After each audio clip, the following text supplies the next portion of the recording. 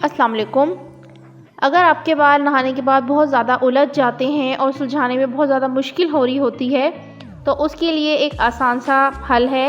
वो ये है कि एक स्प्रे की बॉटल में आप पानी फुल कर लें और उसके अंदर बादाम का या जैतून का तेल 1 से 1.5 चम्मच डाल के अच्छे से उसको हिलाएं। और जब आप कंघी करने लगें तो उससे पहले उसे स्प्रे करें अपने पूरे बालों में और बालों को सुलझाएं। आपके बाल बहुत अच्छे से सुलझ जाएंगे। इसके अलावा लौंग के इस्तेमाल से भी आपके बाल बहुत अच्छे सुलझ सकते हैं।